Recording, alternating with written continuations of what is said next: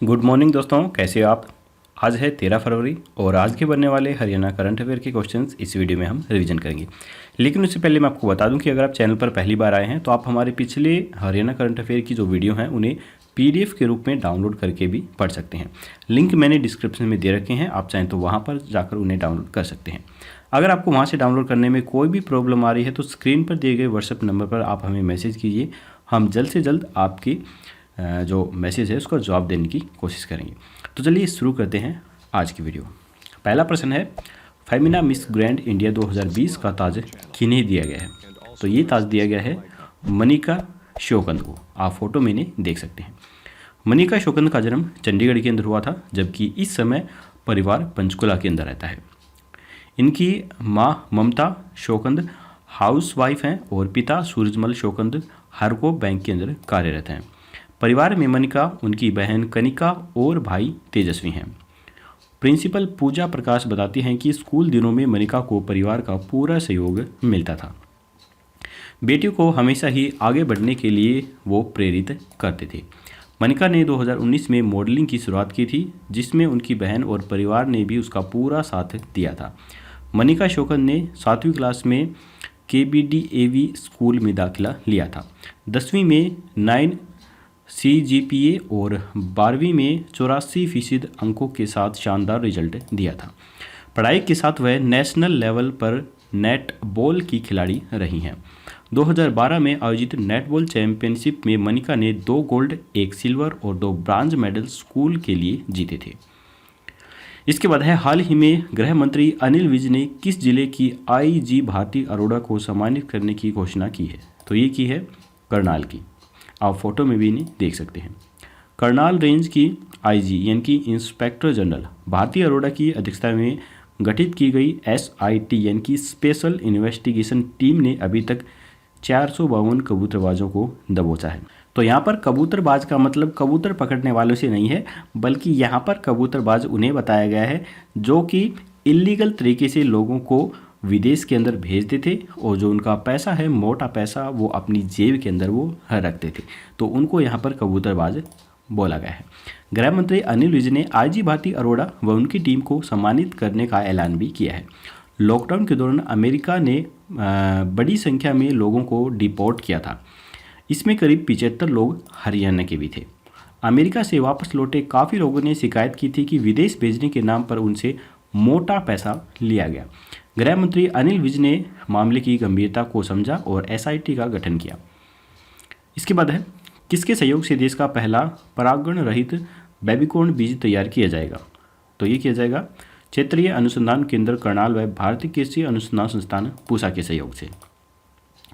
भारतीय कृषि अनुसंधान संस्थान पूसा नई दिल्ली व चौधरी चरण सिंह हरियाणा कृषि विश्वविद्यालय के क्षेत्रीय अनुसंधान केंद्र करनाल ने संयुक्त रूप से अनुसंधान कर मक्का की हाइब्रिड किस्म HM4 को मेल स्टेराइल में परिवर्तित किया है। अब तक भारत में जितनी भी मक्का किस्में बेबीकॉर्न के लिए इस्तेमाल की जाती हैं, सभी परागण वाली हैं। बेबीकॉर्न उगाने के लिए मक्का के पौधे के ऊपरी हिस्से में फूल तुड़वाने में किसानों को श्रमिक लगाने पड़ते थे, जिससे उनका अतिरिक्त खर्चा भी आता है। हरियाणा कृषि विश्वविद्यालय ने इसकी बर्फी भी बनाई है। मौसमी हरी सब्जियों की तरह इसमें भी सभी न्यूट्रिएंट्स भी होते हैं। भुट्टे पर छिलका रहने से केमिकल का असर इसके अंदर नहीं जाता है। दिसंबर व जनवरी को छोड़कर पूरे वर्ष उत्तर भारत में इसकी खेती की जा सकती है। अब सिजेंटा 5414 किस्म का बीज भी मिलता है, जो कि विदेश से आयात हो रहा है। इसका बीज 600 रुपये प्रति किलो मिलता है। यदि भारत में बीज उत्पादन किया जाए तो किसान को 200 रुपये किलो तक बीज मिल सकता है।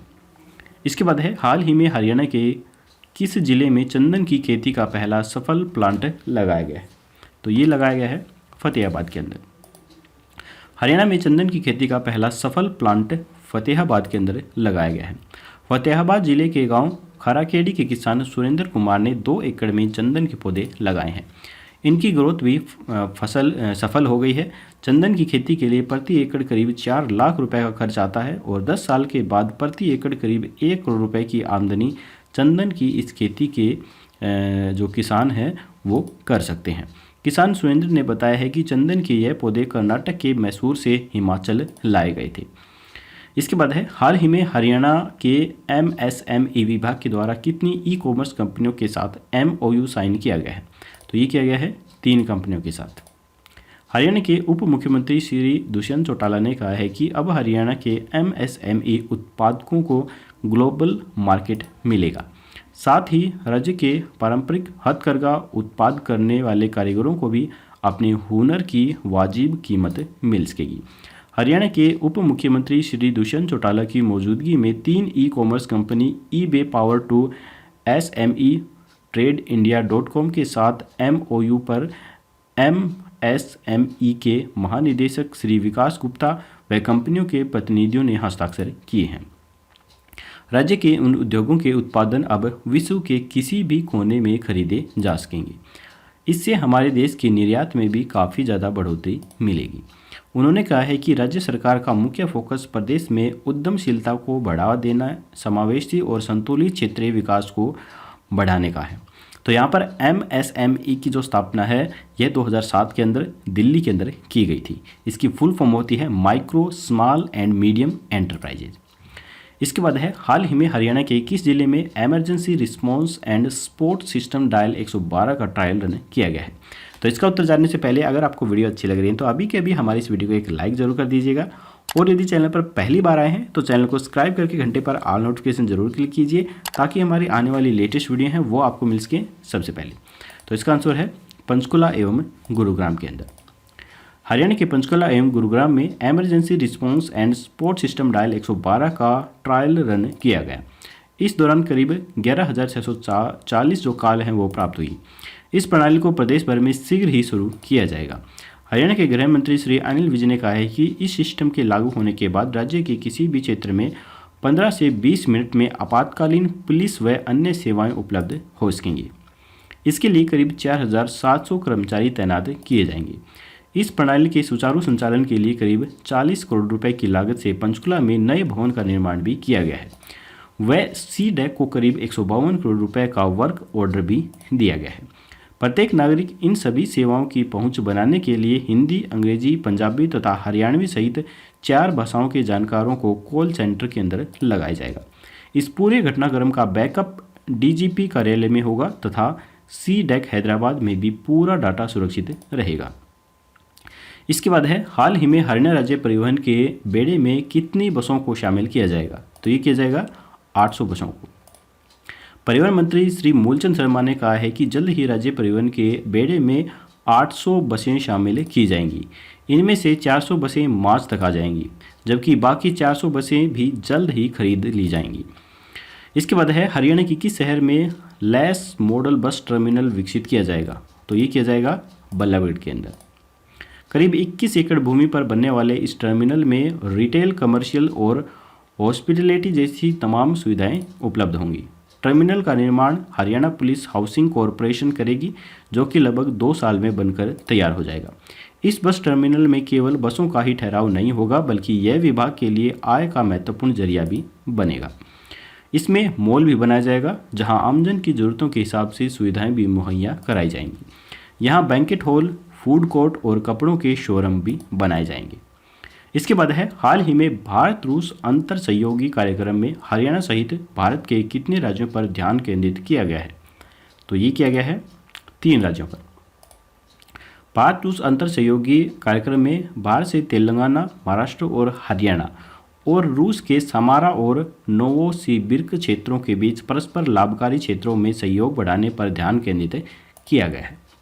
इसके बाद है PM स्वनिधि स्कीम के तहत रेडी फड़ी वालों को ऋण उपलब्ध करवाने में हरियाणा का कौन सा जिला सबसे आगे है?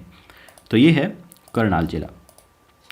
रेडी फड़ी और सड़क पर ठिकाना लगाकर सामान बेचने जैसे स्ट्रीट वेंडरों को बैंकों से 10,000 रुपये का सस्ता ऋण देकर उनके काम धंधे में मदद करने के मकसद से शुरू की गई प्रधानमंत्री स्वनिधि स्कीम में करनाल नगर निगम प्रदेश के अन्य निगमों की तुलना में सबसे आगे है। इस स्कीम को लेकर अब तक शहर से कुल 4,559 वेंडरों की पहचान भी की गई थी, जिनमें से 4,396 वेंडरों ने ऋण के लिए आवेदन किए हैं। इनमें से 2,219 लाभार्थियों के विभिन्न बैंकों से ऋण स्वीकृत कराए गए हैं। अब तक 1,619 लोगों को ऋण का लाभ भी दिया जा चुका है। तो यहाँ पर हमारे हरियाणा करंट अफेयर के क्वेश्चंस खत्म होते हैं। अब हम जल्दी से अपना रिवीजन टेस्ट भी लगा लेते हैं। तो पहला प्रश्न है, फेमिना मिस ग्रैंड इंडिया 2020 का ताज किन्हें दिया गया है? तो ये दिया गया है मनिका शोकंद को। हाल ही में गृह मंत्री अनिल विज ने किस जिले की आईजी भारती अरोड़ा को सम्मानित करने की घोषणा की है? तो ये की है करनाल की। किसके सहयोग से देश का पहला परागण रहित बेबीकॉर्न बीज तैयार किया जाएगा? तो ये किया जाएगा क्षेत्रीय अनुसंधान केंद्र करनाल व भारतीय कृषि अनुसंधान संस्थान पूसा में। हाल ही में हरियाणा के किस जिले में चंदन की खेती का पहला सफल प्लांट लगाया गया है? तो ये लगाया गया है फतेहाबाद में। हाल ही में हरियाणा के MSME विभाग के द्वारा कितनी ई कॉमर्स कंपनियों के साथ MOU साइन किया गया है? तो ये किया गया है 3 कंपनियों के साथ।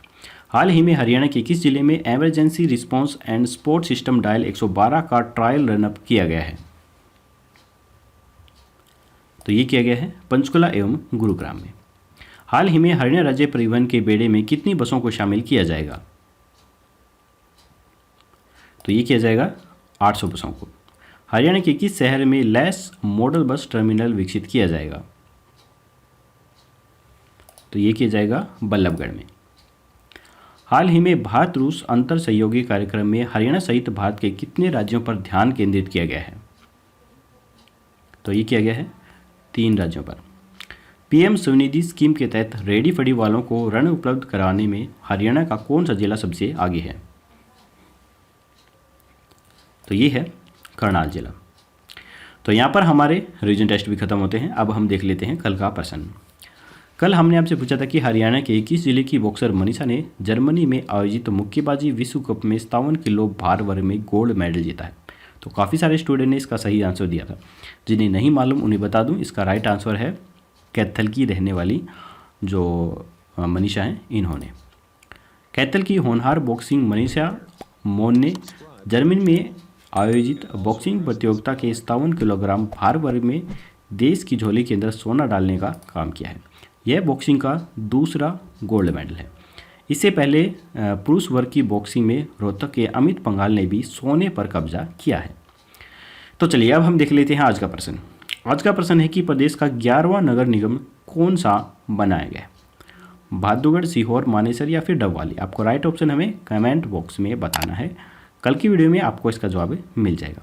तो आज की वीडियो यहीं पर खत्म होती है। वीडियो पसंद आई हो तो लाइक जरूर कीजिएगा। चैनल पर नए हैं तो सब्सक्राइब करना बिल्कुल मत भूलिए। तो चलिए कल मिलेंगे ऐसी ही कोई नई वीडियो के साथ। तब तक के लिए जय हिंद, जय भारत।